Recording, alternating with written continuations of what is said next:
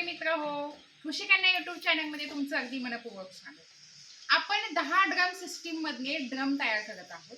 तर आता आपण तयार करणार आहोत 3 नंबरचा ड्रम.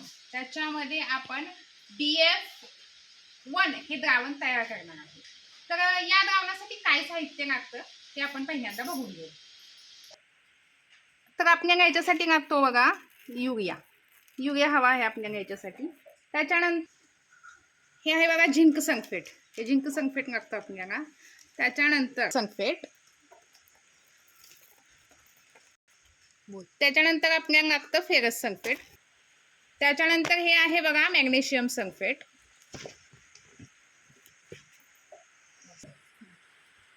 तर आपण पाणी घेतलेलं आहे या ड्रममध्ये. या ड्रममध्ये कमीत कमी 170 लिटर पाणी घ्यायचं आणि त्याच्यामध्ये आपण हे सगळं जे आता मी साहित्य दाखवलं ते सगळं साहित्य आपण मिक्स करून घेऊया.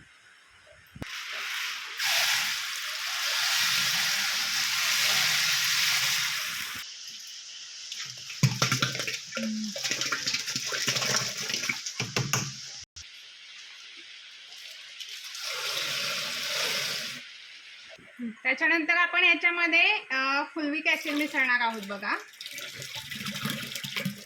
ते लिक्विड फॉर्म मध्ये आहे फुलविक ॲसिड, ते आपण त्याच्यामध्ये मिसळलेलं आहे. आणि आता काठीच्या साहाय्यानं आपण हे सगळं मिश्रण जे आहे ते ढवळून घेणार आहोत.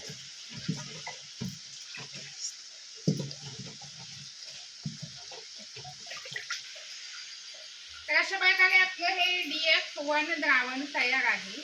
तर याचा काय उपयोग होतो ते सांगते मी तुम्हाला. याच्यामुळे काय होतं की जे सूक्ष्म अन्नद्रव्य आहे, सूक्ष्म अन्नद्रव्य घ्यायला पिकांना जास्त मदत होते आणि सूक्ष्म अन्नद्रव्यांची उपलब्धता जमिनीमध्ये जास्त वाढते आणि जी फुगगळ होते ती पूर्णपणे थांबते याच्यामुळे. आणि चुनखडी युक्त जर जमीन असेल तर त्या जमिनीमध्ये याचा जास्त फायदा होतो. इतर जमिनीलाही फायदा होतो पण चुनखडीयुक्त जमिनीला त्याचा जास्त फायदा होतो आणि पिकांना अन्नद्रव्याचा पुरवठा मोठ्या प्रमाणामध्ये होतो याच्यामध्ये. त्यामुळे हे द्रावण आपण नक्की वापरलं पाहिजे.